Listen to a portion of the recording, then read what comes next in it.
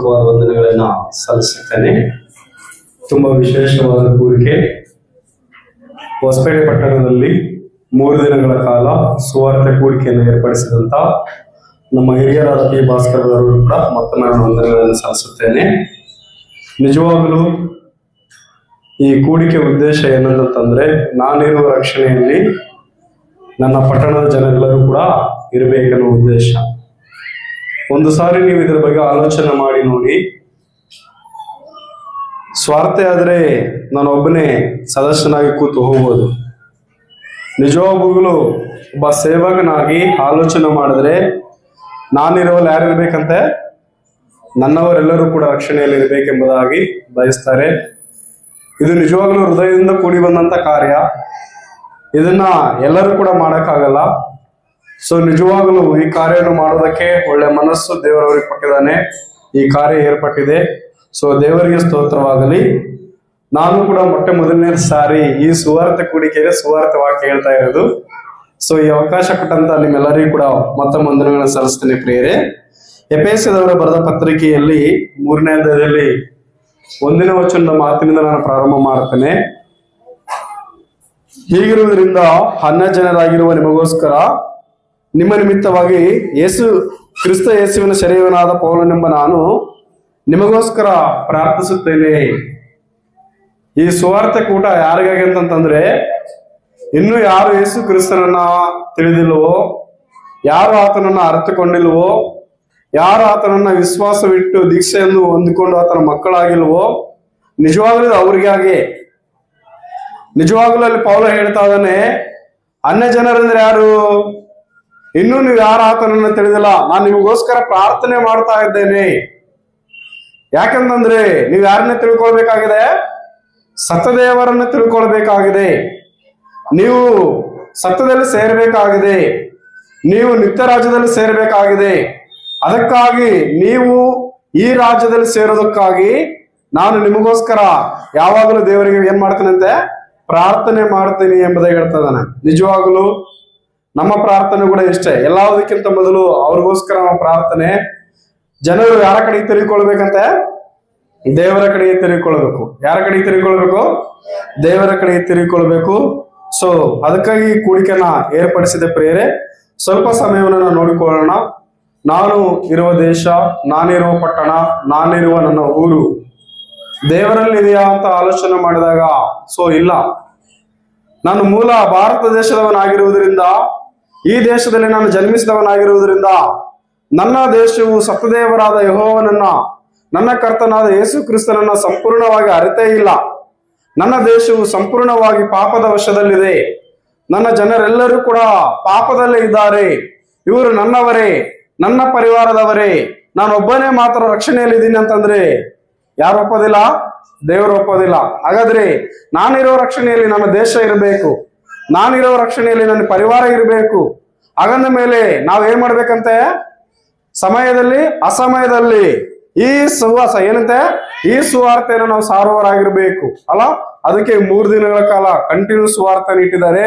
So ಹಾಗಾದ್ರೆ ನನ್ನ ದೇಶವೇ, ನನ್ನ ದೇಶವೇ, ನನ್ನ ಜನರೇ, ನೀವು ನಿಜವಾಗಲೂ ನಾನು ನಂಬಿದ ನನ್ನ ದೇವರನ್ನ ನೀವು ತಿಳಿದುಕೊಳ್ಳಿರಿ.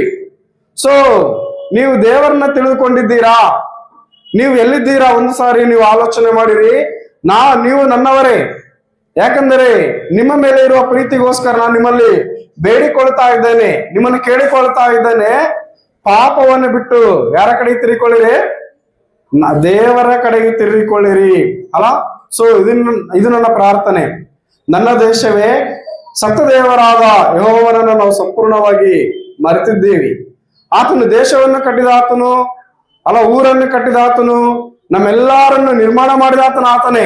ಆದರೆ ನಮ್ಮನ್ನು ನಿರ್ಮಾಣ ಮಾಡಿದ ದೇವರನ್ನು ನಾವು ಮರೆತು ದೇವರಲ್ಲದವರನ್ನ ದೇವರನ್ನಾಗಿ ಮಾಡಿಕೊಂಡು, ಸೊ ನಾವಿವತ್ತು ನನ್ನ ದೇಶವೆಲ್ಲ ಯಾವ್ದ್ರಲ್ಲಿ ಅಂತೆ?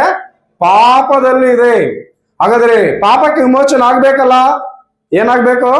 ಇಲ್ಲಿವರೆಗೆ ಸಹೋದರರು ಹೇಳಿದ್ರು, ನಮಗೆ ಪಾಪ ವಿಮೋಚನೆ ಆಗಬೇಕಂದ್ರೆ ಪರಲೋಕದಿಂದ ಬಂದ ಯೇಸು ಕ್ರಿಸ್ತನ ರಕ್ತದಿಂದಲೇ ನಮಗೆ ಏನಾಗ್ತದಂತೆ? ಪಾಪ ವಿಮೋಚನೆ ಆಗ್ತದೆ. ಸೊ ನನಗಾಗಿದೆ. ಹಾಗಾದ್ರೆ ನನ್ನ ದೇಶವೇ, ನನ್ನ ಜನರೇ, ಅದು ನಿಮಗೂ ಆಗ್ಬೇಕನ್ನೋದೇ ನನ್ನ ಉದ್ದೇಶ. ಹಾಗಾದ್ರೆ ನೀವು ದೇವರನ್ನ ತಿಳ್ಕೊಂಡಿದ್ದೀರಾ? ಹಾಗಾದ್ರೆ ನೀವು ದೇವರಂತ ತಿಳ್ಕೊಂಡಿದ್ದನ್ನ ಅದು ದೇವರ? ಒಂದು ಸಾರಿ ನಾವು ಆಲೋಚನೆ ಮಾಡಿ ಸತ್ತ ದೇವರನ್ನ ಅರಿತು ಆತನಲ್ಲಿ ನಾವು ರಕ್ಷಣೆಯನ್ನು ಕಂಡುಕೊಳ್ಳೋಣ. ಏನ್ ಕಂಡುಕೊಳ್ಳೋಣ? ರಕ್ಷಣೆಯನ್ನು ಕಂಡುಕೊಳ್ಳೋಣ. ನನ್ನ ದೇಶವೇ, ನೀನು ಪೂಜಿಸುವ ಈ ವಿಗ್ರಹಾರಾಧನೆ ದೇವರ? ಒಂದು ಸಾರಿ ಆಲೋಚನೆ ಮಾಡು. ಅದು ಒಂದು ವೇಳೆ ದೇವರಾಗಿದ್ರೆ ಅದು ನಿನ್ನನ್ನ ರಕ್ಷಣೆ ಕೊಡ್ತಾ ಇತ್ತು. ಹಾಗಾದ್ರೆ ನನ್ನ ದೇಶವೇ, ಸಂಪೂರ್ಣವಾಗಿ ನಾವು ವಿಗ್ರಹಾರಾಧನೆಯಲ್ಲಿ ಇರಬೇಕಾದ್ರೆ ನಿಜವಾಗಲೂ ನಮಗೆ ಯಾರಿಗೂ ರಕ್ಷಣೆ ಇಲ್ಲ. ನನ್ನನ್ನ ತಾಯಿಯ ಗರ್ಭದಲ್ಲಿ ಅಂದ ಚಂದವಾಗಿ ರೂಪಿಸಿ ನನಗೆ ದಿನವೂ ಮತ್ತು ನಮ್ಮ ಬದುಕು, ನಮ್ಮ ಜೀವಿತವನ್ನ ಕಟ್ಟಿದಂತ ದೇವರನ್ನ ಮರೆತು ದೇವರಲ್ಲದ ವಿಗ್ರಹಗಳನ್ನ ನಾವು ಮಾಡಿಕೊಂಡು ರಕ್ಷಣೆಯನ್ನು ಹುಡುಕಿದರೆ ನಿಜವಾಗಲೂ ನಮಗೆ ಯಾವ ರಕ್ಷಣೆಯೂ ಸಿಗುವುದೇ ಇಲ್ಲ. ಒಂದು ಸಾರಿ ನನ್ನ ದೇಶವೇ ಯೋಚಿಸು. ಯಾಕಂದರೆ ಸರ್ವ ಸೃಷ್ಟಿಯನ್ನು ಉಂಟು ಮಾಡಿ ಸರ್ವ ಸೃಷ್ಟಿಯನ್ನು ನಡೆಸುವ ದೇವರು ಒಬ್ಬಾತನೇ. ಆತನೇ ಪರಲೋಕದಲ್ಲಿ ಇರುವ ಆತನು ಸಮಸ್ತಕ್ಕೆ ಕಾರಣನು, ಸಮಸ್ತವನ್ನು ನಡೆಸುವಾತನು, ಸಮಸ್ತವನ್ನು ಉಂಟು ಮಾಡಿದಾತನು, ನಾಶ ಮಾಡುವಾತನು ಆತನೇ. ಆದರೆ ನಾವು ಆತನ ಬಿಟ್ಟು ನಾವೇನ್ ಮಾಡ್ಕೊಂಡಿದ್ವಿ? ವಿಗ್ರಹಗಳನ್ನ ದೇವರನ್ನಾಗಿ ಮಾಡಿಕೊಂಡು ಸತ್ತ ದೇವರನ್ನ ಮರೆತು ದೇವರಲ್ಲದವುಗಳನ್ನ ನಾವು ದೇವರ ಅಂದ್ಕೊಂಡಿದ್ದೇವೆ. ಅದರಿಂದ ನಮಗೆ ರಕ್ಷಣೆ ಇಲ್ಲ ಅದಕ್ಕೆ ನನ್ನ ಸಹೋದರರು ನಾನು ನಿಮ್ಮಲ್ಲಿ ಬೇಡಿಕೊಳ್ಳುವುದು ಏನಂತಂದ್ರೆ, ಸೃಷ್ಟಿಕರ್ತನನ್ನು ನಾವು ತಿಳಿಯಬೇಕಾಗಿದೆ. ಸೃಷ್ಟಿಕರ್ತನನ್ನು ಮರೆತು ನಾವು ಸೃಷ್ಟಿ ವಸ್ತುಗಳನ್ನು ಆರಾಧಿಸುವುದರಿಂದ ನಮಗೆ ರಕ್ಷಣೆ ಆಗುವುದಿಲ್ಲ. ಸೃಷ್ಟಿ ವಸ್ತುಗಳನ್ನು ನಾವು ಪೂಜಿಸುವುದರಿಂದ ನಮಗೆ ರಕ್ಷಣೆ ಆಗುವುದಿಲ್ಲ. ಒಂದು ಸಾರಿ ನಾವು ಯೋಚನೆ ಮಾಡೋಣ. ನಾವು ಮೂರ್ಖರಾಗಿದ್ದೇವೆ, ಅಜ್ಞಾನಿಗಳಾಗಿದ್ದೇವೆ, ಅವಿವೇಕಿಗಳಾಗಿದ್ದೇವೆ, ಪಾಪದ ಕತ್ತಲೆಯಲ್ಲಿ ಜೀವಿಸ್ತಾ ಇದ್ದೇವೆ. ನಾವು ವಿಗ್ರಹಗಳನ್ನು ಮಾಡಿಕೊಂಡು ಪ್ರತಿದಿನ ಪಾಪಗಳನ್ನೇ ಮಾಡ್ತಾ ಇದ್ದೇವೆ. ಏನ್ ಮಾಡ್ತಾ ಇದ್ದೇವೆ? ನಿಮ್ಮೆಲ್ಲರಿಗೂ ಒಂದು ಪ್ರಶ್ನೆ. ವಿಗ್ರಹ ಆರಾಧನೆ ಪಾಪಗಳನ್ನ ಮಾಡೋದಕ್ಕೆ ಮೂಲ ಕಾರಣ ಯಾವುದು? ಹಾಗಾದ್ರೆ ನನ್ನ ದೇಶದಲ್ಲಿ ನಡೀತಿರೋದು ಎಲ್ಲವೂ ಇದೆ. ಹಾಗಂದ್ರೆ ದಿನಾಲೂ ಪಾಪವು ನಡೀತಾನೆ ಇದೆ. ಹಾಗಾದ್ರೆ ಎಲ್ಲಿ ರಕ್ಷಣೆ? ಯಾರಿಗೂ ಇಲ್ಲ. ಹಾಗಾದ್ರೆ ರಕ್ಷಣಾ ಕಾರ್ಯ ನಡೀತಿರೋದು ಒಂದೇ, ಯೇಸು ಕ್ರಿಸ್ತನ ಸುವಾರ್ತೆಯಿಂದಲೇ. ಹಾಗಾದ್ರೆ ನನ್ನ ದೇಶಕ್ಕೆ ಸಂಪೂರ್ಣವಾಗಿ ರಕ್ಷಣೆ ಬೇಕಾಗಿರುತ್ತದೆ. ಯಾಕಂದ್ರೆ ಪ್ರತಿಯೊಬ್ಬರು ವಿಗ್ರಹಾರಾಧನೆಯಲ್ಲಿ ಇದ್ದೇವೆ. ಯಾಕಂದ್ರೆ ಸೃಷ್ಟಿ ವಸ್ತುಗಳನ್ನ ಸೃಷ್ಟಿ ಮಾಡಿ ದೇವರು ಉಂಟು ಮಾಡಿದ ಎಲ್ಲವುಗಳನ್ನ ನಾವು ಪೂಜಿಸ್ತಾ ಇದ್ದೇವೆ. ರೋಮಾಪುರದವರ ಬರೆದ ಪತ್ರಿಕೆ 1ನೇ ಅಧ್ಯಾಯ 21-22 ವಚನದ ಪ್ರಕಾರ ಪಶು ಪಕ್ಷಿ ಮನುಷ್ಯರನ್ನು ನಾವು ಆರಾಧಿಸ್ತಾ ಇದ್ದೇವೆ. ಅಪೊಸ್ತಲರ ಕಾರ್ಯ 14ನೇ ಅಧ್ಯಾಯದಲ್ಲಿ ಪೌಲ ಹೇಳಿದಂಗೆ ನೀವು ಮನುಷ್ಯರ ಆರಾಧನೆಯನ್ನು ಮಾಡ್ತಾ ಇದ್ದೀರಾ ಸೊ ಪ್ರಾಣಿ ಪಕ್ಷಿಗಳನ್ನು ನೀವು ಆರಾಧನೆ ಮಾಡ್ತಾ ಇದ್ದೀರಾ. ಹಾಗೆ ಇನ್ನೊಂದು ಪುಸ್ತಕದಲ್ಲಿ ನೋಡಿದರೆ ಯೆಶಾಯನ ಬರೋ ಪುಸ್ತಕ 44ನೇ ಅಧ್ಯಾಯ 9-20 ವಚನದಲ್ಲಿ ಹೇಳುತ್ತೆ ಏನಂತೆ, ಕಲ್ಲುಗಳಿಂದಲೂ ಮರದ ಕಟ್ಟಿಗೆಗಳಿಂದಲೂ ನೀವು ದೇವರುಗಳನ್ನ ಮಾಡಿಕೊಂಡು ನೀವು ಪೂಜಿಸ್ತಾ ಇದ್ದೀರಾ, ಅದು ದೇವರಲ್ಲ ಅಂತ ಹೇಳ್ತತೆ ಅದೇ ರೀತಿಯಾಗಿ 2ನೇ ಅರಸರುಗಳ ಬರೋ ಪುಸ್ತಕದಲ್ಲಿ ಹೇಳುತ್ತೆ, ನೀವು ಕಲ್ಲುಗಳನ್ನ ಕಟ್ಟಿಗೆಗಳನ್ನ ಏನಂತೆ ಅಕ್ಕಸಾಲಿಗನ ಕೈಯಲ್ಲಿ ಕೊಟ್ಟು ಏನಂತೆ ನಿಮ್ಮ ಕಲ್ಲುಗಳನ್ನ ಮರದ ಕಟ್ಟಿಗೆಗಳನ್ನ ನಿಮ್ಮ ಬೆಳ್ಳಿ ಬಂಗಾರಗಳನ್ನ ಅಕ್ಕಸಾಲಿಗನಿಗೆ ಮತ್ತು ಏನಂತೆ ಕಂಬಾರನಿಗೆ ನೀವು ಕೊಟ್ಟು ಅವುಗಳನ್ನು ಮೂರ್ತಿಯನ್ನಾಗಿ ಮಾಡಿಕೊಂಡು ನೀವು ಅವುಗಳನ್ನೇ ದೇವರಿಂದಾಗಿ ನೀವು ಆರಾಧಿಸ್ತಾ ಇದ್ದೀರಾ. ಒಂದು ಸಾರಿ ಯೋಚನೆ ಮಾಡಿ, ಇವು ಯಾವು ಕೂಡ ದೇವರು ಅಲ್ಲ. ಏನಲ್ಲ? ಇವು ಯಾವ ದೇವರಲ್ಲ, ಇವು ಮನುಷ್ಯರ ಕೈ ಕೆಲಸವಷ್ಟೇ. ಅದು ಒಬ್ಬ ಮನುಷ್ಯನು ರೂಪಿಸಿದ ಬೊಂಬೆ ಅಷ್ಟೇ. ಅದು ದೇವರಾಗುವುದಕ್ಕೆ ಸಾಧ್ಯ ಇಲ್ಲ. ಯಾಕಂದ್ರೆ ಅದು ತನ್ನನ್ನು ತಾನು ರಕ್ಷಿಸಿಕೊಳ್ಳಲಾರದೆ ಅದು ನಿಮ್ಮನ್ನ ಹೇಗೆ ರಕ್ಷಿಸ್ತದೆ? ಒಂದು ಸಾರಿ ಯೋಚನೆ ಮಾಡು. ನನ್ನ ದೇಶವೇ, ನೀನು ಅಜ್ಞಾನದಲ್ಲಿದ್ದೀಯಾ? ಎಲ್ಲಿದೀಯಾ? ಪಾಪದ ಕತ್ತಲೆಯಲ್ಲಿದ್ದೀಯಾ? ನೀನು ನಿನ್ನ ಕೈಯಾರ ಉಂಟು ಮಾಡಿದ ಈ ಬೊಂಬೆಗೆ ನೀನು ಭಯಪಡುವವನಾಗಿದ್ದೀಯಾ? ಅದನ್ನೇ ದೇವರೆಂದು ನೀನು ಪೂಜಿಸ್ತಾ ಇದ್ದೀಯಾ? ಇದನ್ನೇ ದೇವರೆಂಬುದಾಗಿ ನೀನು ಆರಾಧಿಸ್ತಾ ಇದ್ದೀಯಾ? ಅದು ಬಾಯಿಲ್ಲದಾಗಿದ್ದರೂ ಅದರ ಮುಂದೆ ಅನೇಕ ಪಾಪಗಳನ್ನು ಮಾಡಿಕೊಂಡು ನಿನ್ನ ಜೀವನವನ್ನು ಸಾಗಿಸ್ತಾ ಇದ್ದೀಯಾ? ಸತ್ತ ದೇವರು ಒಂದು ದಿನ ನಿನ್ನ ತೀರ್ಪಿಗೆ ಇಡುತ್ತಾನೆ. ನಿಜವಾಗಲೂ ನೀನು ಪಾಪದಲ್ಲಿ ಮರಣವಾದರೆ ನಿನಗೆ ನರಕವೇ ಗತಿ. ನೀನು ಇದನ್ನೆಲ್ಲ ಬಿಟ್ಟು ನಿನ್ನ ದೇವರ ನಿನ್ನ ನಿರ್ಮಾಣ ಮಾಡಿದಂತ ಯೇಸುವನ್ನು ಅರಿತರೆ ನಿನಗೆ ಏನಂತೆ? ರಕ್ಷಣೆ. ಯಾರನ್ನ ಅರಿತರೆ? ಯೇಸು ಕ್ರಿಸ್ತನನ್ನು ಅರಿತರೆ ನಿನಗೇನಂತೆ? ರಕ್ಷಣೆ. ನನ್ನ ದೇಶವೇ, ಸಂಪೂರ್ಣವಾಗಿ ನೀನು ಯಾರನ್ನ ತಿಳಿದುಕೋ? ದೇವರನ್ನ ತಿಳಿದುಕೋ. ನೀನು ಪೂಜಿಸುವ ಮರದ ಕಟ್ಟೆಯ ಬೊಂಬೆಯಾಗಲಿ, ಕಲ್ಲಿನಿಂದ ಕೆತ್ತಿದ ವಿಗ್ರಹವಾಗಲಿ, ಬೆಳ್ಳಿ ಬಂಗಾರದಿಂದ ಮಾಡಿಸಿದಂತ ಅಕ್ಕಸಾಲಿನ ಕೈಯಿಂದ ಮಾಡಿದಂತ ಈ ಬೊಂಬೆಗಳಾಗಲಿ ಯಾವ ದೇವರಲ್ಲ. 115ನೇ ಕೀರ್ತನೆಯಲ್ಲಿ ಏನ್ ಹೇಳ್ತತೆ? ಬಾಯುಂಟು ಮಾತಾಡುವುದಿಲ್ಲ, ಕಣ್ಣುಂಟು ನೋಡುವುದಿಲ್ಲ, ಕಿವಿಯುಂಟು ಕೇಳುವುದಿಲ್ಲ, ಕೈಯುಂಟು ಮುಟ್ಟುವುದಿಲ್ಲ, ಕಾಲುಂಟು ನಡೆಯುವುದಲ್ಲ, ಅದು ಬರೇ ಜೀವ ಇಲ್ಲದ ಬೊಂಬೆಯಷ್ಟೇ. ನೀನು ಇದನ್ನ ದೇವರನ್ನಾಗಿ ಮಾಡಿಕೊಂಡು ನಿನ್ನ ಜೀವಿತವನ್ನ ಇದರಲ್ಲೇ ಕಳೀತಾ ಇದ್ರೆ ನಿನಗೆ ರಕ್ಷಣೆ ಇದೆಯಾ? ಒಂದು ಸಾರಿ ನಾವು ಯೋಚನೆ ಮಾಡಬೇಕಾಗಿದೆ. ಹಾಗಾದ್ರೆ ನಾನು ಇದನ್ನ ಬಿಟ್ಟಿದ್ದೀನಿ, ಇದು ನಿಜವಾಗ್ಲೂ ನನ್ನನ್ನು ರಕ್ಷಿಸುವುದಿಲ್ಲ, ಇದು ಮನುಷ್ಯರ ಕೈ ಕೆಲಸವಷ್ಟೇ. ನಾನು ಸತ್ತ ದೇವರನ್ನು ತಿಳಿದಿದ್ದೇನೆ, ನಾನಿರುವ ರಕ್ಷಣೆಯಲ್ಲಿ ನೀನಿರ್ಬೇಕೆಂಬುದಾಗಿ ನಾನು ಬಯಸ್ತಾ ಇದ್ದೇನೆ. ಇದು ನನ್ನ ಪ್ರಾರ್ಥನೆ ಅಲ್ಲ. 3ನೇ ಅಧ್ಯಾಯ 1ನೇ ವಚನದಲ್ಲಿ ಇರ್ತದೆ, ಅನ್ಯ ಜನರಿಗಾಗಿ ಮೊದಲು ನನ್ನ ಪ್ರಾರ್ಥನೆ. ಯಾರನ್ನು ತಿಳ್ಕೊಳ್ಬೇಕಂತ? ಕರ್ತನಾದ ಯೇಸು ಕ್ರಿಸ್ತನನ್ನು ತಿಳ್ಕೊಂಡು ರಕ್ಷಣೆ ಹೊಂದಿಕೊಳ್ಬೇಕನ್ನೋದೇ ನನ್ನ ಪ್ರಾರ್ಥನೆ. ಸೊ ಒಂದು ಮಾತನ್ನು ನಾವು ನೋಡ್ಕೋಣ ಪ್ರಿಯರೇ, ಒಂದು ಮಾತನ್ನು ನಾವು ನೋಡ್ಕೋಣ. ಅಪೊಸ್ತಲರ ಕಾರ್ಯ 17ನೇ ಅಧ್ಯಾಯ 23ನೇ ವಚನ ಓದ್ರಿ. ವಚನ ಓದ್ಸಕ್ ಟೈಮ್ ಇಲ್ಲ ನನಗೆ, ಅದಕ್ಕಾಗಿ ಸ್ವಲ್ಪ ಡೈರೆಕ್ಟ್ ಆಗಿ ಹೇಳ್ತೇನೆ, ಏನಂಕಬೇಡಿ. ಅಪೊಸ್ತಲರ ಕಾರ್ಯ 17ನೇ ಅಧ್ಯಾಯ 23ನೇ ವಚನ. ನಾನು ನಿಮ್ಮ ಪಟ್ಟಣದಲ್ಲಿ ತಿರುಗಾಡುತ್ತಾ ನೀವು ಪೂಜಿಸುವ ದೇವತಾ ಪ್ರತಿಮೆಗಳನ್ನು ಚೆನ್ನಾಗಿ ನೋಡುತ್ತಾ ಇದ್ದಾಗ ಒಂದು ಬಲಿಪೀಠವು ನನ್ನ ಕಣ್ಣಿಗೆ ಬಿದ್ದು ಅದರ ಮೇಲೆ ತಿಳಿಯದ ದೇವರಿಗೆ ಎಂದು ಬರೆದಿತ್ತು. ಸಾಕು. ಆ ದಿನ ಅಪೊಸ್ತಲನಾದಂತ ಪೌಲನು ಅಥೇನೆ ಪಟ್ಟಣದಲ್ಲಿ ನೋಡಿದಾಗ, ಈ ದಿನವೂ ನಾನು ನನ್ನ ದೇಶದಲ್ಲಿ ನೋಡುವಾಗ ಬರೀ ಕಾಣ್ತಾ ಇರೋದು ಇದೆ. ಎಲ್ಲಿ ನೋಡಿದ್ರು ಕೂಡ ಏನಂತೆ? ಬರೀ ವಿಗ್ರಹಗಳೇ ಕಾಣ್ತಾ ಇದ್ದೇವೆ. ಏನ್ ಕಾಣ್ತಾ ಇದ್ದೇವೆ? ವಿಗ್ರಹಗಳೇ ಕಾಣ್ತಾ ಇದ್ದೇವೆ, ಗುಡಿ ಗುಂಡಾರಗಳೇ ಕಾಣ್ತಾ ಇದ್ದೇವೆ, ಜೀವವಿಲ್ಲದ ಬೊಂಬೆಗಳೇ ಕಾಣ್ತಾ ಇದ್ದೇವೆ. ಅಲ್ಲ, ನಮ್ಮ ದೇಶದಲ್ಲಿ 33 ಕೋಟಿ ದೇವರುಗಳೇ ಇದಾವೆ. ಇವು ಯಾವ ನಮ್ಮನ್ನ ರಕ್ಷಿಸುವುದೇ ಇಲ್ಲ, ಯಾಕಂದ್ರೆ ಅವುಗಳಿಗೆ ಜೀವನೇ ಇಲ್ಲ. ಹಾಗಾದ್ರೆ ನಮಗಾಗಿ ನಿತ್ಯ ಜೀವ ಕೊಡೋದಕ್ಕೆ ಸಾಧ್ಯನೇ ಇಲ್ಲ.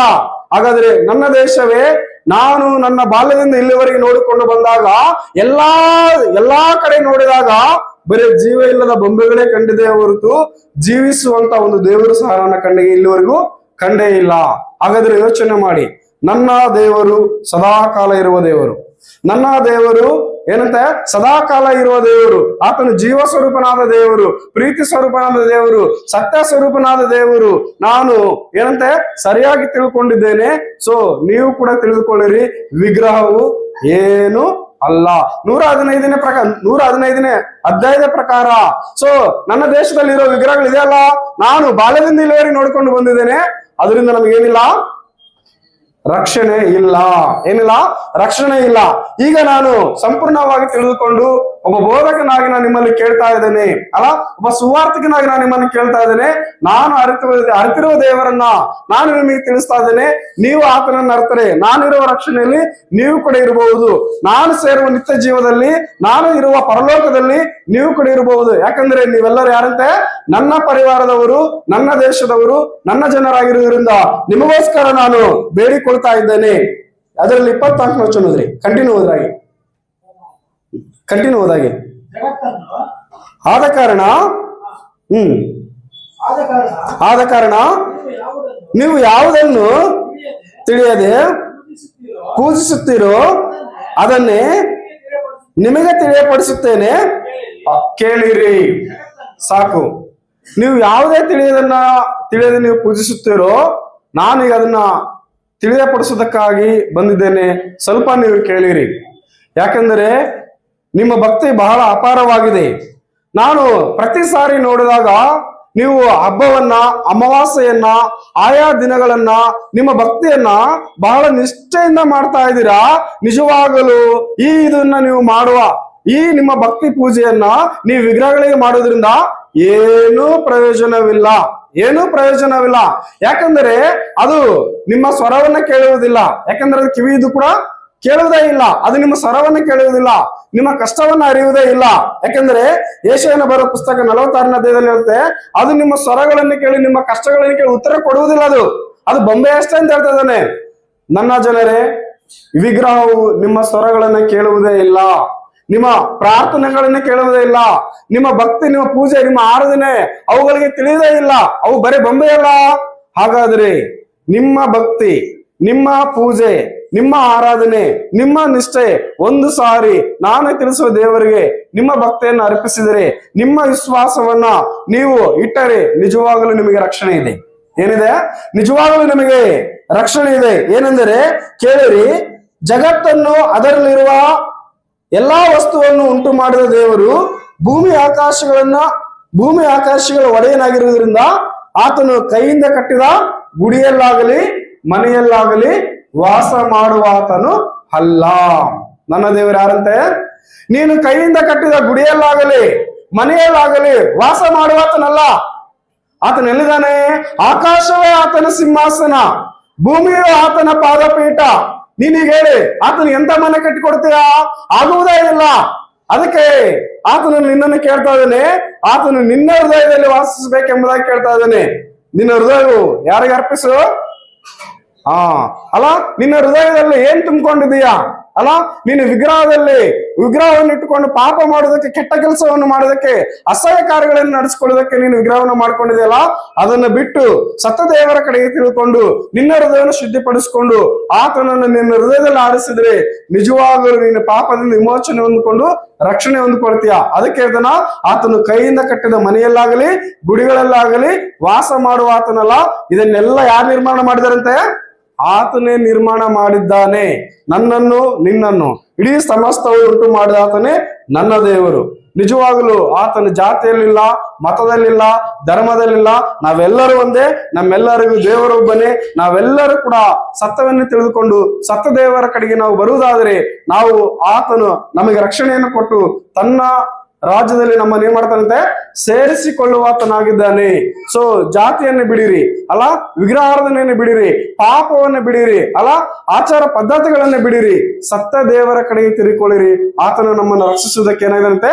ಸಿದ್ಧನಾಗಿದ್ದಾನೆ. ಆತನು ಕೈಯಿಂದ ಕಟ್ಟಿದ ಮನೆಯಲ್ಲಾಗಲಿ ಗುಡಿಗಳಲ್ಲಾಗಲಿ ವಾಸ ಮಾಡುವ ಆತನು ಅಲ್ಲ. ಯಾಕಂದ್ರೆ ಇವೆಲ್ಲ ಯಾರು ನಿರ್ಮಾಣ ಮಾಡಿದ್ರಂತೆ? ದೇವರೇ ನಿರ್ಮಾಣ ಮಾಡಿದ. ಅಲ್ಲ, ಯೋಹಾನ ಬರೆದ ಸುವಾರ್ತೆ 1ನೇ ವಚನದಲ್ಲಿ ನೋಡಿದಲ್ಲ, ಸಹೋದರ ನಾನು ನಿನ್ನೆ ಹೇಳಿದ್ರು. ಏನಂತ ಹೇಳಿದ್ರು? ಆದಿಯಲ್ಲಿ ವಾಕ್ಯವಿತ್ತು, ಆ ವಾಕ್ಯವು ದೇವರ ಬಳಿಯಲ್ಲಿತ್ತು, ಆ ವಾಕ್ಯವೇ ದೇವರಾಗಿತ್ತು. ಅಲ್ಲ, ಹಾಗೆ 3ನೇ ವಚನದಲ್ಲಿ ಹೇಳ್ತಾನ, ಆ ವಾಕ್ಯ ಅಲ್ಲ, ಆತನು ಸಮಸ್ತವನ್ನು ಉಂಟು ಮಾಡಿ ಸಮಸ್ತಕ್ಕೆ ಮೂಲ ಕಾರಣನಾದ ಅಂತ ಹೇಳ್ತೈತೆ. ಅದೇ 1:14 ವಚನದಲ್ಲಿ ಆತನು ನರಾವತಾರವತ್ತು ಎಲ್ಲಿ ಬಂದಂತೆ? ನಮ್ಮ ಮಧ್ಯದಲ್ಲಿ ಬಂದ. ಯಾಕೆ ಬಂದ ಅಂತಂತಂದ್ರೆ, ಯಾವ ರೀತಿಯಾಗಿ ಆದಾಮನು ಪಾಪ ಮಾಡಿದ, ಆದಾಮ ಅವಳು ಪಾಪ ಮಾಡಿ, ಸೊ ಆ ಆದಾಮ ಅವಳ ಸಂತಾನದವರಂತ ನಾವೆಲ್ಲರೂ ಪಾಪದಲ್ಲಿದ್ದು ನಮ್ಮನ್ನ ಪಾಪದಿಂದ ಬಿಡಿಸೋದಕ್ಕೋಸ್ಕರ ಸಮಸ್ತವನ್ನು ನಿರ್ಮಾಣ ಮಾಡಿ ಸಮಸ್ತವನ್ನು ಸೃಷ್ಟಿಸಿದ ಆತನು ನಮ್ಮನ್ನ ಪಾಪದಿಂದ ಬಿಡಿಸೋದಕ್ಕೋಸ್ಕರ ಆತನು ಶರೀರಧಾರಿ ಎಲ್ಲಿ ಬಂದಂತೆ? ಲೋಕಕ್ಕೆ ಬಂದ. ನಿಜವಾಗ್ಲೂ ಪ್ರೇರಿ, ನಾವು ಅರ್ಥಕೊಳ್ಬೇಕಾಗಿರೋದು ಏನಂತಂದ್ರೆ, ಯೇಸು ಕ್ರಿಸ್ತನು ನಮ್ಮನ್ನ ಪಾಪದಿಂದ ಬಿಡಿಸೋದಕ್ಕೋಸ್ಕರ ಆತನು ಏನಾದಂತೆ? ನಮಗೋಸ್ಕರ ಶರೀರಧಾರಿಯಾದ. ಶರೀರಧಾರಿಯಾದ. ನಿಜವಾಗಲೂ ಆತನೊಂದು ಅಮೂಲ್ಯವಾದ ಪ್ರೀತಿಯನ್ನು ನೀವು ಆಲೋಚನೆ ಮಾಡ್ರಿ. ಅಲ್ಲ, ಯೋಹಾನ ಬರೆದ ಸುವಾರ್ತೆ 3ನೇ ಅಧ್ಯಾಯ 16ನೇ ವಚನದ ಪ್ರಕಾರ ಆತನು ನಮ್ಮ ಮೇಲೆ ಎಷ್ಟೋ ಪ್ರೀತಿಯನ್ನಿಟ್ಟು ತನ್ನ ಒಬ್ಬನೇ ಮಗನಾದ ಯೇಸು ಕ್ರಿಸ್ತನನ್ನು ಈ ಲೋಕಕ್ಕೆ ಕಳಿಸ್ಕೊಟ್ಟ. ಯಾರು ಆತನನ್ನು ಅಂಗೀಕರಿಸ್ತಾರೋ, ಯಾರು ಆತನನ್ನು ನಂಬ್ತಾರೋ ಅವ್ರಿಗೆ ಏನ್ ಕೊಡ್ತಾನೆ ಅಂತ ಹೇಳ್ದ? ಏನ್ ಕೊಡ್ತೀನಿ ಅಂತ ಹೇಳಮ್ಮ? ನಿತ್ಯ ಜೀವ ಕೊಡ್ತೀನಿ ಎಂಬುದಾಗಿ ಹೇಳ್ದ. ನಿಜವಾಗಲೂ ನಮಗೆ ನಿತ್ಯ ರಕ್ಷಣೆ ಬೇಕು. ಏನ್ ಬೇಕು? ಸಹೋದರರು ಮಾತು ಹೇಳಿದ್ರು.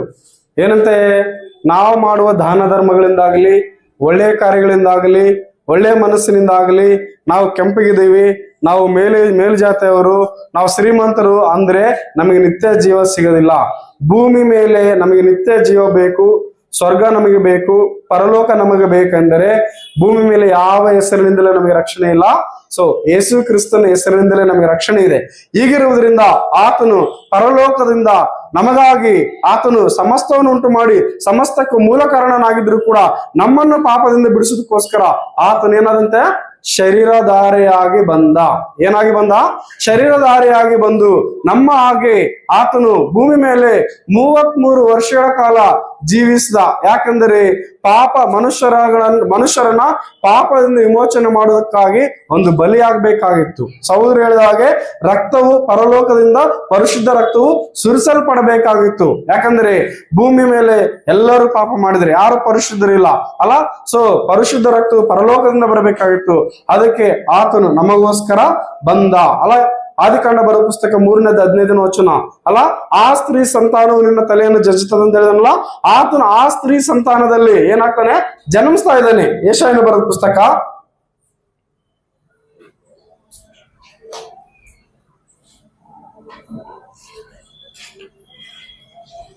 ಯೆಶಾಯನ ಬರೆದ ಪುಸ್ತಕ 7ನೇ ಅಧ್ಯಾಯ 14ನೇ ವಚನ.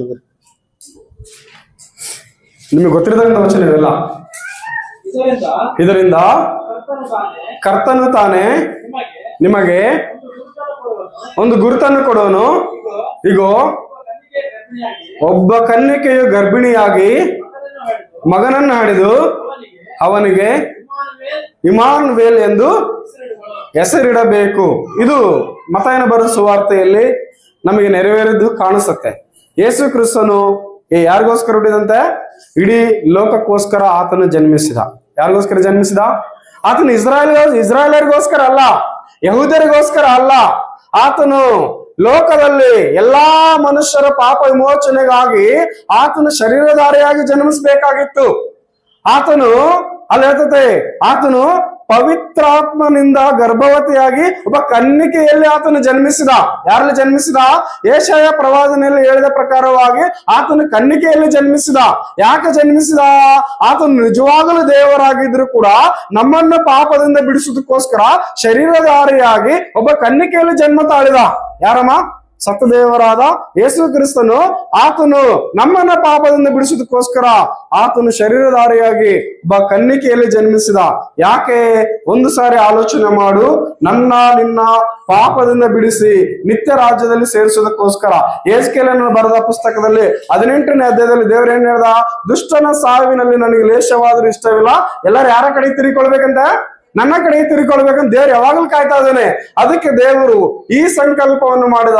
ತನ್ನ ಮಗನಾದ ಯೇಸು ಕ್ರಿಸ್ತನ ಮುಖಾಂತರ ನಮ್ಮೆಲ್ಲರನ್ನ ಏನ್ ಮಾಡ್ಕೊಳ್ಳೋದಕ್ಕೆ? ರಕ್ಷಿಸ್ಕೊಳ್ಳೋದಕ್ಕೆ ದೇವರು ಎದುರು ನೋಡ್ತಾ ಇದ್ದಾನೆ. ಹಾಗಾದ್ರೆ ಯೋಚನೆ ಮಾಡು. ವಿಗ್ರಹಗಳಿಂದ ನಮಗೆ ರಕ್ಷಣೆ ಇಲ್ಲ, ಪೂಜೆ ಪುರಸ್ಕಾರಗಳಿಂದ ನಮಗೆ ರಕ್ಷಣೆ ಇಲ್ಲ, ಯಂತ್ರ ಮಂತ್ರಗಳಿಂದ ನಮಗೆ ರಕ್ಷಣೆ ಇಲ್ಲ, ಪುಣ್ಯ ಕಾರ್ಯಗಳಿಂದ ನಮಗೆ ರಕ್ಷಣೆ ಇಲ್ಲ.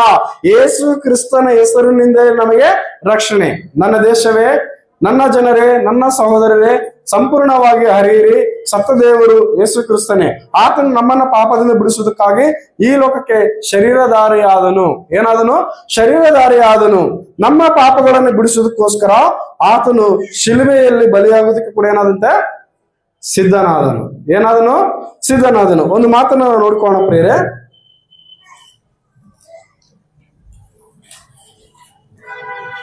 ಅಪೊಸ್ತಲರ ಕಾರ್ಯ ಅದು 17ನೇ ಅಧ್ಯಾಯ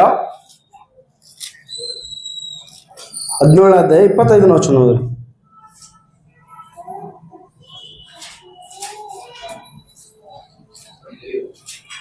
17:25.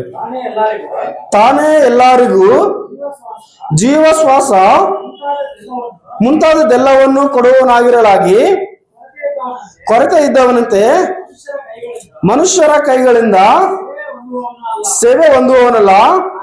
ಆತನು ಒಬ್ಬನಿಂದಲೇ ಎಲ್ಲಾ ಜನಾಂಗದವರನ್ನು ಹುಟ್ಟಿಸಿ ಅವರವರು ಇರತಕ್ಕ ಕಾಲಗಳನ್ನು ಅವರವರ ನಿವಾಸಗಳ ಮೇರೆಗಳನ್ನು ನಿಷ್ಕರ್ಷಿಸಿ ಭೂಮಂಡಲದಲ್ಲೆಲ್ಲ ವಾಸ ಮಾಡಿ ಒಂದು ವೇಳೆ ಅವರು ತಡವಾಗಿ ಕಂಡುಕೊಂಡರೆಂದು ತನ್ನನ್ನು ಹುಡುಕುವವರನ್ನಾಗಿ ಮಾಡಿದನು.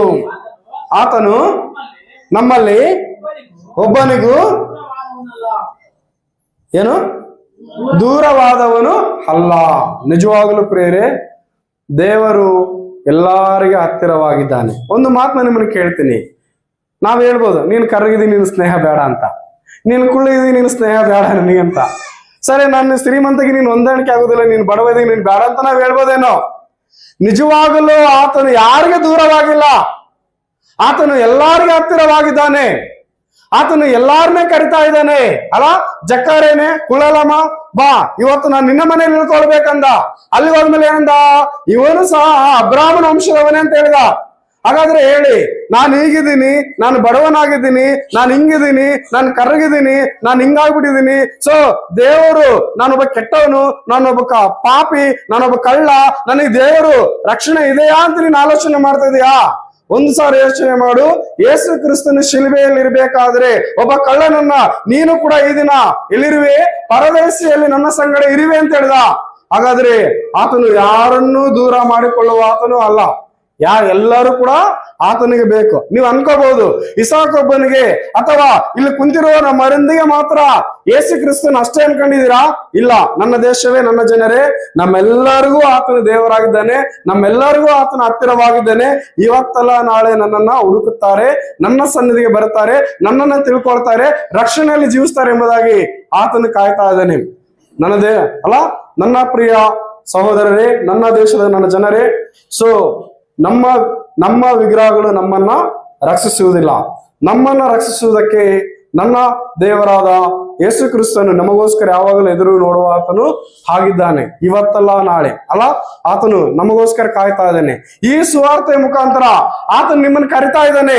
ಏನ್ ಮಾಡ್ತಾ ಇದ್ದಾನೆ? ನಿಮ್ಮನ್ನು ಕರಿತಾ ಇದ್ದಾನೆ.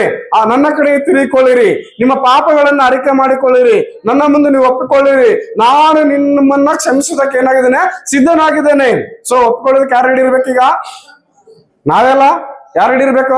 ನಾವು ರೆಡಿ ಇರ್ಬೇಕು. ಹಾಗಾದ್ರೆ ಇನ್ನು ಎಲ್ಲಿವರೆಗೆ ನಮ್ಮಲ್ಲಿ ಈ ಪಾಪದ ಕಾರ್ಯಗಳು, ಇನ್ನು ಎಲ್ಲಿವರೆಗೆ ನಮ್ಮಲ್ಲಿ ಈ ವಿಗ್ರಹಾರ್ಧನೆಗಳು, ಇದೆಲ್ಲವೂ ಪಾಪಕ್ಕೆ ಮೂಲ ಕಾರಣ. ಇದನ್ನು ಮರೆತು ಸತ್ತ ದೇವರಾದ ಯೇಸು ಕ್ರಿಸ್ತನನ್ನು ತಿಳ್ಕೋಣ. ಯಾಕಂದರೆ ಆತನು ನನ್ನನ್ನು ತಡವಾಗಿ ಕಂಡುಕೊಂಡಾರೇನೆಂದು ಸೊ ಆತನು ಏನಂತೆ ಹುಡುಕುವವರನ್ನಾಗಿ ಮಾಡಿದನು. ಆತನು ನಮ್ಮಲ್ಲಿ ಒಬ್ಬನಿಗೂ ದೂರವಾದವನಲ್ಲ.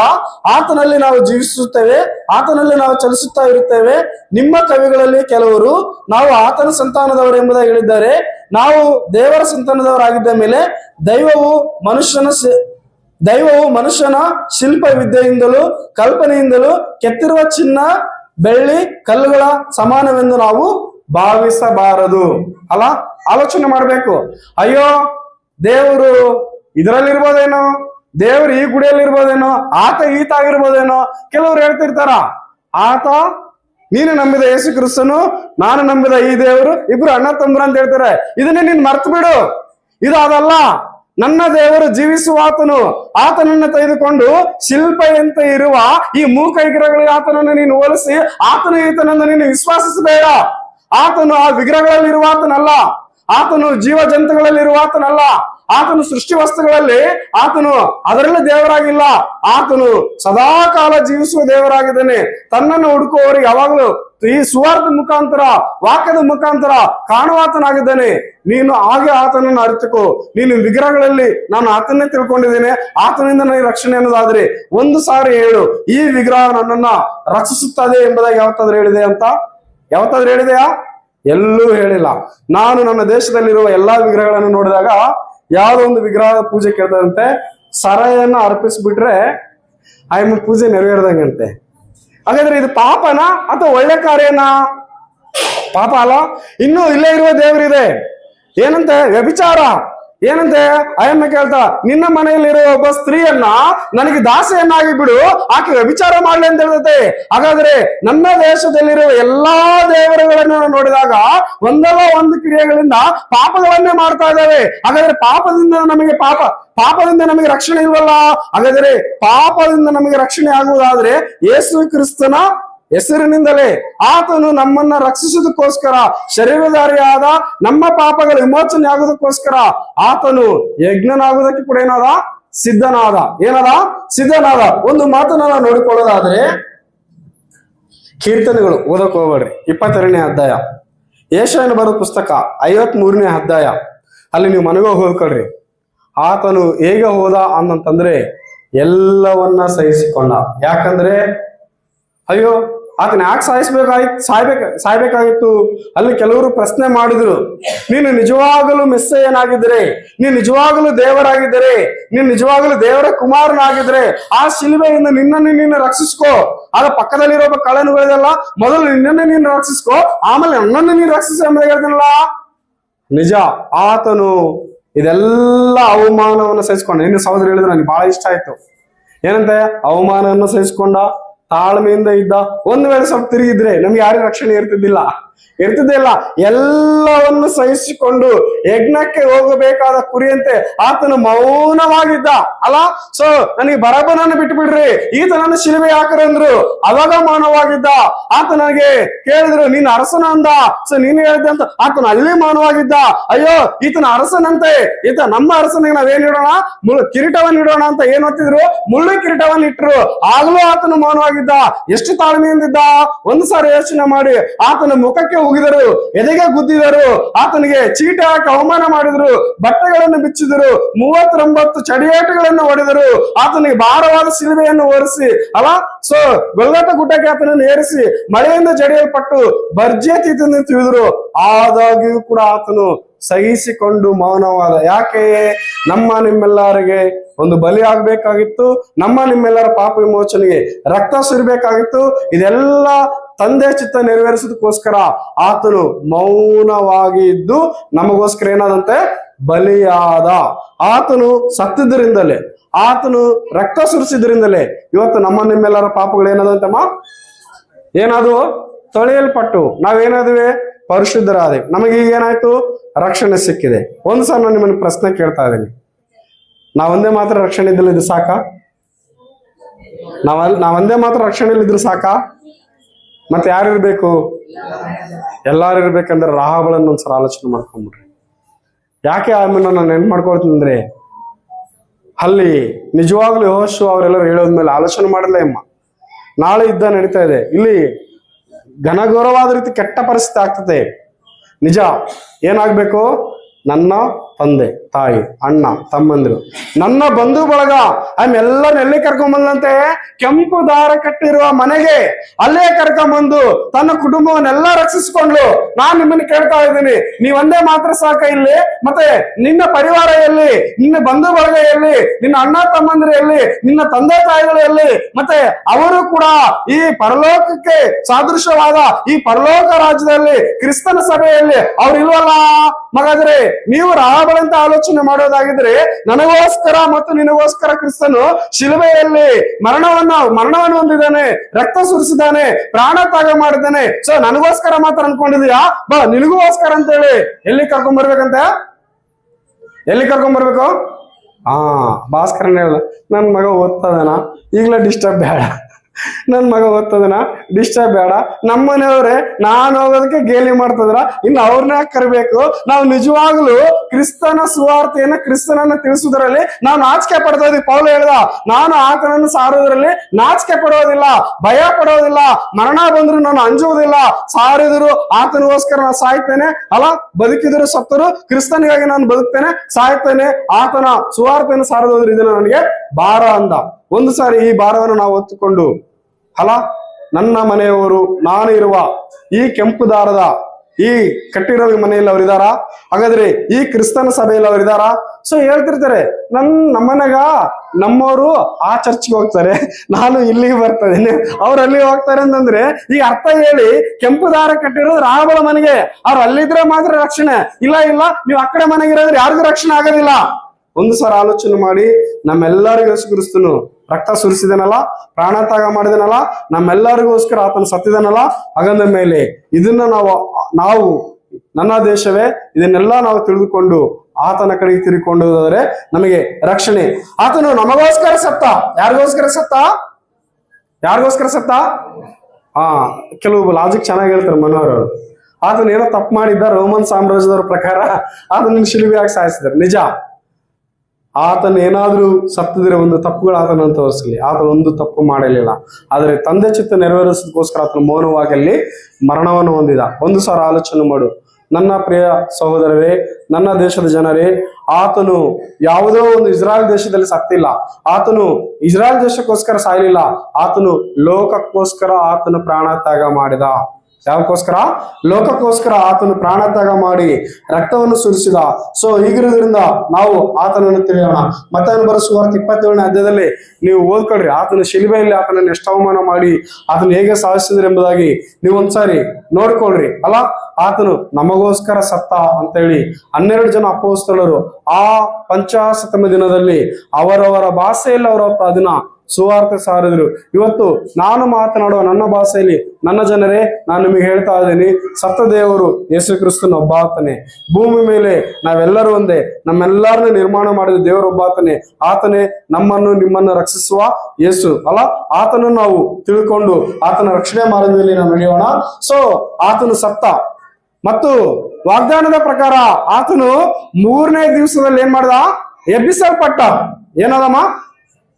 ಎಬ್ಬಿಸಲ್ಪಟ್ಟ. ನೀವ್ ಹೇಳ್ರಿ, ಇಲ್ಲಿವರೆಗೆ ನಮ್ಮ ದೇಶದಲ್ಲಿ 33 ಕೋಟಿ ದೇವರುಗಳಿದಾವ. ಸಮಾಧಿಯಾಗಿ ಎದ್ದು ಬಂದು ಪರಲೋಕಕ್ಕೆ ಹೋದವ್ರು ಯಾರಾದ್ರೂ ಇದಾರಾ? ಯೆಶಾಯನ ಬರೆದ ಪುಸ್ತಕದಲ್ಲಿ ಒಂದು ಮಾತು ಹೇಳ್ತತೆ, ನೀನು ಹೊತ್ತ ಈ ಬಾಳ ದೇವರು ನೀನು ಹೊತ್ಕೊಂಡು ಹೋದಾಗ ಮಾತ್ರ ಅಲ್ಲಿ ಬರುತ್ತೆ. ಅಲ್ಲಿ ಇಳಿಸಿ ನೀನು ಬಾಂಧ ಕರೆದ್ರೆ ಬರುತ್ತಾ? ಬರೋದೇ ಇಲ್ಲ. ಅದಕ್ಕೆ ಜೀವ ಇಲ್ಲ ಅಂದ್ಮೇಲೆ ಬರೋದೇ ಇಲ್ಲ. ನನ್ನ ದೇವರು ಸದಾಕಾಲ ಜೀವಿಸುವಾತನಾಗಿರೋದ್ರಿಂದ ತಂದೆ ಚಿತ್ತವನ್ನು ನೆರವೇರಿಸೋಸ್ಕರ ಆತನು ಬಲಿಯಾದ, ಸಮಾಧಿಯಾದ, ತಿರುಗಿ ಆತನು ಆ ಸಮಾಧಿಯಿಂದ ಎದ್ದು ಬಂದ, ಮೃತ್ಯುಂಜಯನಾದ. ಹೇಳ್ತತೆ, ಪಾತಾಳವು ಆತನನ್ನು ಹಿಡಿದುಕೊಳ್ಳಲಿಲ್ಲ, ಸಮಾಧಿ ಆತನನ್ನು ಅಂಟಿಕೊಳ್ಳಲಿಲ್ಲ. ಆತನು ಮರಣವನ್ನು ಜಯಿಸಿ ಆತನು ಸಮಾಧಿಯಿಂದ ಎದ್ದು ಬಂದ. ಏನಂತೆ ಹಳೆ ಒಡಂಬಡಿಕೆಯಲ್ಲಿ ಹೇಳೋ ಪ್ರಕಾರ ಆತನು ಎದ್ದು ಬಂದ. ಆತನು ಶಿಷ್ಯರಿಗೆ ಕಾಣಿಸಿಕೊಂಡ. 40 ದಿವಸಗಳ ಕಾಲ ಭೂಮಿ ಮೇಲೆ ಇದ್ದು ಏನಂತಮ್ಮ? ಪರಲೋಕಕ್ಕೆ ಆರೋಹಣವಾದ. ಈಗ ಹೇಳಿ, ಪರಲೋಕದಿಂದ ಬಂದು ಭೂಲೋಕದಲ್ಲಿ ಜನ್ಮ ತಾಳಿ ಮಾನವರ ಪಾಪ ವಿಮೋಚನೆಗಾಗಿ ಏನಂತೆ ಬಲಿಯಾಗಿ ರಕ್ತವನ್ನು ಸುರಿಸಿ ಮರಣವನ್ನು ಹೊಂದಿ ಪಾತಾಳ ಲೋಕವನ್ನು ಜಯಿಸಿ ತಿರುಗಿ ಪರಲೋಕಕ್ಕೆ ಹೋದಂತ ದೇವರು ಒಬ್ಬಾತನೆಂದ್ರೆ ಯೇಸು ಕ್ರಿಸ್ತನೇ. ಹಾಗಾದ್ರೆ ಆತನು ನಮ್ಮನ್ನ ಪರಲೋಕಕ್ಕೆ ಹೋಗಿದ್ದಾನೆ, ತಿರುಗಿ ಹೇಳಿದಾನೆ, ಮತ್ತೊಮ್ಮೆ ನಾನು ಬಂದು ನಿಮ್ಮನ್ನು ಕರ್ಕೊಂಡು ಹೋಗ್ತೇನೆ ಎಂದು ಹೇಳಿದಾನೆ. ಯಾರು ಆತನು ನಮಗೆ ಕೊಡಲ್ಪಟ್ಟಂತ ಈ ರಕ್ಷಣೆಯ ಮಾರ್ಗವನ್ನ ಯಾರು ತಿಳಿದು ಅರಿತುಕೊಂಡು ಹೊಂದಿಕೊಳ್ತಾರೋ ಆ ದಿನ ನಾವು ಕೂಡ ಹೋಗ್ತೇವೆ. ಇಲ್ಲ ಅಂತಂದೇಳಿ ತಡ ಮಾಡಿ ನಾವು ಇದೇ ನನ್ನ ದೇವರು, ಇದೇ ನನ್ನ ಮಾರ್ಗ, ಇದೇ ನನ್ನ ಜೀವನ, ನನ್ನ ದೇಶ ಇಷ್ಟೇ, ಇದು ನನ್ನ ದೇಶದ ಸಂಕಲ್ಪ, ಇದು ನನ್ನ ಧರ್ಮ ಅಂತ ನಾವು ಕೂತ್ಕೊಂಡ್ರಿ ನಮಗೆ ಯಾರಿಗೂ ರಕ್ಷಣೆ ಆಗೋದಕ್ಕೆ ಸಾಧ್ಯ ಇಲ್ಲ. ಪ್ರಿಯರೇ, ಜಾತಿ ಭೇದ ಧರ್ಮ ಅಲ್ಲ, ವಿಗ್ರಹಾರಾಧನೆ ಪಾಪ ಅಳೆಯುವುದು ಒಂದೇ, ಯೇಸು ಕ್ರಿಸ್ತನ ನಾಮದಲ್ಲಿ. ಸೊ ನಾವೆಲ್ಲರೂ ಒಂದೇ, ನಮ್ಮೆಲ್ಲರಿಗೂ ದೇವರೊಬ್ಬಾತನೇ, ಆತನೇ ಸತ್ತ ದೇವರಾಗಿರುವ ಯೇಸು ಕ್ರಿಸ್ತನೇ. ಆತನನ್ನು ತಿಳಿಯದೆ ನಿತ್ಯ ಜೀವ. ಅಲ್ಲ, ಎಲ್ಲರೂ ಸತ್ತ ಮೇಲೆ ಪರಲೋಕಕ್ಕೆ ಹೋಗ್ತೀವಿ, ಸ್ವರ್ಗಕ್ಕೆ ಹೋಗ್ತೀವಿ ಅಂತಂದ ಬರೇ ಆಸೆಯಿಂದ ಇರೋದಲ್ಲ, ನಿಮಗೆ ಅದು ಆಗ್ಬೇಕಂತಂದ್ರೆ ಅಲ್ಲ, ಕರ್ತನಾದ ಯೇಸು ಕ್ರಿಸ್ತನನ್ನ ಆತನನ್ನು ಹರಿಯಿರಿ. ಅಲ್ಲ, ಆತನನ್ನು ತಿಳ್ಕೊಳ್ಳಿರಿ, ಆತನಲ್ಲಿ ವಿಶ್ವಾಸವಿಡಿರಿ, ಮಾರು ಮನಸ್ಸು ಹೊಂದಿಕೊಳ್ಳಿರಿ, ಆತನನ್ನು ಅರಿಕೆ ಮಾಡಿಕೊಂಡು ತಂದೆ ಕುಮಾರ ಪರಿಶುದ್ಧಾತ್ಮನ ಹೆಸರ ಮೇಲೆ ಏನ್ ಮಾಡಿಸ್ಕೊಳ್ರಿ? ದೀಕ್ಷಾಸನ ಮಾಡಿಸಿಕೊಂಡು ಆತನ ರಕ್ಷಣೆಯಲ್ಲಿ ನೀವೇನಾಗಿರಿ? ಸಿದ್ಧರಾಗಿರಿ. ಆಗ ನಮಗೇನು ಸಿಗ್ತದೆ ಅಂತೆ? ರಕ್ಷಣೆ ನಮಗೆ ಸಿಗ್ತತೆ. ನಾನು ಮತ್ತೊಮ್ಮೆ ನಿಮಗೆ ಹೇಳ್ತಾ ಇದ್ದೀನಿ. ನಾವಿರೋ ರಕ್ಷಣೆಯಲ್ಲಿ ನನ್ನ ಪರಿವಾರ ಇರಬೇಕು, ನಾನಿರೋ ರಕ್ಷಣೆಯಲ್ಲಿ ನನ್ನ ಜನರಿರ್ಬೇಕು ಅನ್ನೋದಾಗಿದ್ರೆ ನಾವು ಈ ಸೇವೆಯನ್ನು ಮತ್ತಷ್ಟು ಇನ್ನೊಬ್ಬರಿಗೆ ಸಾರೋ ಅವಶ್ಯಕತೆ ನಮಗಿದೆ. ಅಲ್ಲ, ಈ ಕೂಡಿಕೆಗಳ ಅವಶ್ಯಕತೆ ನಮಗಿದೆ. ಹೀಗಿರುವುದರಿಂದ ನಾವು ವಾಕ್ಯವನ್ನು ಸಾರೋರಾಗಿರೋಣ. ನಮಗೆ ನಮ್ಮ ಸಹೋದರ ಸೈಮನ್ ಪೀಟರ್ ಬಹಳ ಚೆನ್ನಾಗಿ ಹೇಳ್ತಿರ್ತಾರ, ನೀನು ಆರಾಧನೆಯಲ್ಲಿ ಪಾಲ್ಗೊಳ್ತೀಯಲ್ಲ, ಯಾರಿಗಾದ್ರೂ ಸುವಾರ್ತೆ ಹೇಳಿ ಅಂತ. ನಿಜ, ಇವ್ರಿ ಇದನ್ನೆಲ್ಲ ಯಾಕೆ ಕೇಳ್ತಾನ ಪಿತ, ತಾನೇನ್ ಮಾಡ್ತಾನಂತ ಕೆಲವರು ಹೇಳ್ತಿರ್ತಾರ. ನಿಜ, ನಾನು ಆರಾಧನೆ ಕೊಳ್ಳೋದಕ್ಕಿಂತ ಮುಂಚಿತ ನಾನಿರೋ ರಕ್ಷಣೆಯಲ್ಲಿ ನಮ್ಮ ಮನೆಯವರಿದಾರ ಅಂತ ಆಲೋಚನೆ ಮಾಡ್ಬೇಕು. ನಿಜ ಪ್ರಿಯರೇ, ಇಂಥ ಒಂದು ಕೂಡಿಕೆಯನ್ನು ಏರ್ಪಡಿಸಿದಂತ ನಮ್ಮ ಹಿರಿಯರಿಗೂ ಮತ್ತೊಮ್ಮೆ ನಾನು ವಂದನೆಗಳನ್ನು ಸಲ್ಲಿಸ್ತಾ ಇದ್ದೇನೆ. ನಮ್ಮ ಪಾಪ ವಿಮೋಚನೆ ಯೇಸು ಕ್ರಿಸ್ತನಿಂದಲೇ. ಆತ ನಮಗೋಸ್ಕರ ಜನ್ಮಿಸಿದ, ನಮಗೋಸ್ಕರ ಮರಣ ಹೊಂದಿದ, ನಮಗೋಸ್ಕರ ಸಮಾಧಿಯಾದ, ನಮಗೋಸ್ಕರ ಪುನರುತ್ಥಾನ ಹೊಂದಿದ. ಯಾಕಂದ್ರೆ ರೋಮಪುರದವರು ಬರೋ ಪತ್ರಿಕೆ ಹೇಳ್ತದೆ, ಒಬ್ಬ ಮನುಷ್ಯನಿಂದಲೇ ಪಾಪವು ಲೋಕಕ್ಕೆ ಸೇರಿತು, ಆ ಆದಾಮನು ಬರಬೇಕಂತ ಯೇಸು ಕ್ರಿಸ್ತನ ಸೂಚಕ ಪುರುಷನಾದನು. ಈಗ ಆ ಯೇಸು ಕ್ರಿಸ್ತನಿಂದಲೇ ಲೋಕಕ್ಕೆ ರಕ್ಷಣೆ. ಒಂದು ಮಾತು ಮತ್ತೊಮ್ಮೆ ನಾನು ನಿಮ್ಗೆ ಹೇಳ್ತಾ ಇದ್ದೀನಿ, ಯೇಸು ಕ್ರಿಸ್ತನು ಅಲ್ಲಿ ಸ್ನೇಹದ ಬಗ್ಗೆ ಮಾತಾಡ್ತಾ ಇದ್ದೇನೆ. ಒಬ್ಬನು ತನ್ನ ಸ್ನೇಹಿತನಿಗೋಸ್ಕರ ಯಾರಾದ್ರೂ ಪ್ರಾಣ ಕೊಟ್ಟರೆ ಕೊಡ್ಬೋದು, ನೀತಿವಂತನಿಗೋಸ್ಕರ ಯಾರಾದ್ರೂ ತ್ಯಾಗ ಮಾಡಿದ್ರೆ ಮಾಡ್ಬೋದು. ಆದರೆ ನಾವು ಪಾಪಿಗಳಾಗಿದ್ದಾಗಲೂ ನಮಗೋಸ್ಕರ ಯೇಸು ಕ್ರಿಸ್ತನು ಪ್ರಾಣ ಕೊಡುವುದರಲ್ಲಿ ತನ್ನ ಪ್ರೀತಿಯನ್ನ ಏನ್ ಮಾಡಿದಾನಂತೆ? ಸಿದ್ಧಪಡಿಸಿದ್ದಾನೆ. ಹಾಗಂದ ಮೇಲೆ ಹೇಳ್ರಿ, ಆತನು ನಮ್ಮನ್ನು ಪ್ರೀತಿಸ್ತಾ ಇದ್ದಾನೆ. ನಾವು ಆತನ ಪ್ರೀತಿಯನ್ನು ಅರಿತುಕೊಂಡು ಆತನ ರಕ್ಷಣೆಯಲ್ಲಿ ನಾವೆಲ್ಲರೂ ಸಾಗೋಣ. ನಿಮ್ಮೆಲ್ಲರಿಗೂ ನನ್ನ ವಂದನೆಗಳು.